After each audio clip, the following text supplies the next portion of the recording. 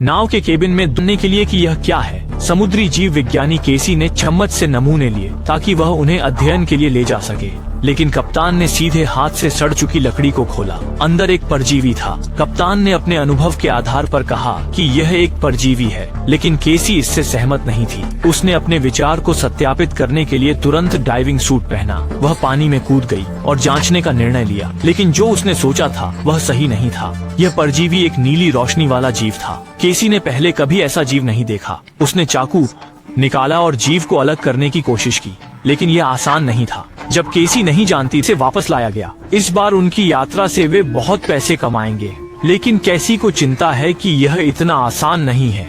बेहतर होगा कि वे तट रक्षक से मदद मांगे। उन्होंने नहीं सोचा था कि विशाल जीव इतना शक्तिशाली होगा। खींचने के बल से न केवल मच्छर हिले, बल्कि पूरी नाव भी झुक गई। वे अपने स्थान पर फंसे रहे, आगे नहीं बढ़ सके। स्वीकार किया, लेकिन उनके पास कोई विकल्प नहीं था। कप्तान ने केसी और एक नाविक को लेकर छोटी नाव में स्थिति देखने के लिए रवाना किया। तीनों ने जहाज के अंदर गहराई में जाकर देखा, लेकिन जो दृश्य उन्होंने देखा वह उन्हें डरा दिया। आश्चर्यजनक रूप से दोनों को चेतावनी दी कि इस घटना के बारे में न बताएं। इसलिए वे चिंतित थे, लेकिन अन्य लोगों ने उन्हें एक अच्छी खबर दी कि विशाल जीव ने अपने टेंटिकल्स छोड़ दिए। यह वही था। यह विशाल जानवर लगातार उनके पीछे लगा था, लेकिन सौभाग्य से जब उन्होंने जाल वापस खींचा तो काफी समुद्री भोजन पकड़ा। इस यात्रा का अंततः फायदा हुआ। हालांकि जब वे खुशी खुशी समुद्री भोजन को पैक कर रहे थे, तभी घायल हाथ वाले जॉन को अचानक अस्वस्थ महसूस हुआ।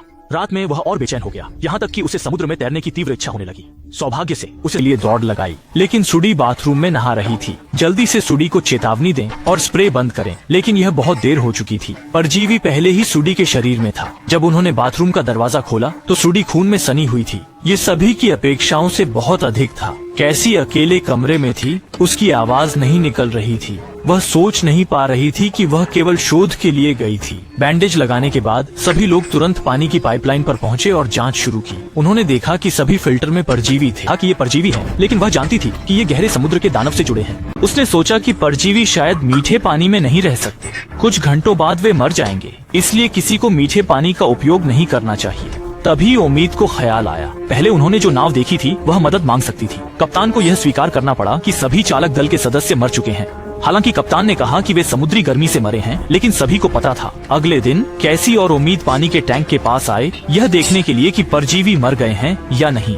उम्मीद ने टैंक का ढक्कन खोला और पाया कि परजीवी जीवित नहीं थे। वे कल की तरह जीवित नहीं थे। कैसी ने सोचा कि वे मर चुके हैं, इसलिए उसने जल्दी से जाल से उन्हें जॉन लावा से चोटिल हुआ, जिससे वह संक्रमित हो गया। कीड़े उसके शरीर में घाव से घुस गए। अब उन्हें कीड़ों को मारने का तरीका खोजना है, नहीं तो जोखिम होगा। संक्रमण का खतरा है। हर किसी के शरीर पर घाव है। क्रू ने कीटाणुनाशक छिड़का और पाया कि यह काम नहीं कर रहा था। बिल्कुल नहीं। कैक्सी ने अपने अनुभव के आधार पर पहले यूवी किरणों के बारे में सोचा, लेकिन जहाज पर सीमित स्थितियों के कारण वह केवल मोबाइल फोन से कोशिश कर सकता है। कमजोर यूवी किरणें केवल कीड़ों के एक छोटे हिस्से को मार सकती हैं। बंदरगाह तक पहुंचने में 30 घंटे से अधिक लगते हैं। यदि वे जल्द से जल्द कीड़ों को मारने का तरीका नहीं खोजते हैं, तो वे सभी संक्रमित हो सकते हैं इस समय।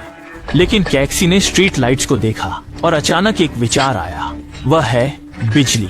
उन्होंने नाव को समुद्री पानी से भिगो दिया। कैक्सी ने नमूने लिए और माइक्रोस्कोप के नीचे रखे। फिर उसने डेक पर तार रखा। यह तरीका सच में काम करता है, लेकिन कैसी को चिंता है कि कोई संक्रमित हो गया है, इसलिए संक्रमण खत्म होने के बाद ही लौटना होगा। अगर अंडों को शहर में लाया गया तो यह निश्चित रूप से एक भयानक आपदा होगी। कैसी को आपदा रोकने का कर्तव्य है। जॉन के संक्रमित होने से लेकर बीमार होने में 36 घंटे लगते हैं, इसलिए उन्हें इंतजार करना होगा। उन्हें 36 घंटे इंतजार करना होगा ताकि सुरक्षा की पुष्टि हो सके, फिर ही वे उतर सकते हैं। लेकिन नाविक जो पहले ही जाना चाहते थे, वे कैसी के प्रस्ताव से सहमत नहीं होंगे। उस रात सूडी की स्थिति बिगड़ गई और उसकी आंखें फट गईं। सूडी की मौत ने नाविकों के किनारे उतरने के इरादे को और मजबूत कर दिया। जैसे जैसे वे बंदरगाह के करीब पहुंच रहे थे, सभी ने कैसी की सलाह नहीं मानी। कैसी ने चुपचाप रस्सी समुद्र में फेंक दी। रस्सी को समुद्र में फेंकने के बाद नाव रुक गई। उम्मीद तुरंत नाव के पिछले हिस्से पर आया और देखा कि कैसी और गिरती हुई रस्सी है। उम्मीद ने तुरंत समझ लिया कि यह कैसी का काम है। सच्चाई जानने वाले बूढ़े ने गुस्से में कैसी को घूंसा। वह रवाना हुआ तो उसे चेतावनी मिली थी कि उस क्षेत्र में न जाएं, लेकिन कप्तान ने नहीं सुनी। कप्तान ने सलाह नहीं मानी और प्रतिबंधित क्षेत्र में चला गया। यही कारण था कि वे खतरे में पड़ गए। उम्मीद और पुराने फू ने गुस्से में सच जाना, लेकिन अब कुछ नहीं हो सकता। पुराने फू ने कैसी से माफी मांगी। पुराने फू ने कैसी से माफी मांगी, लेकिन उसका हाथ धीरे धीरे कैसी की गर्दन की ओर बढ़ने लगा। उसकी आंखों में अचानक क्रूरता आ गई।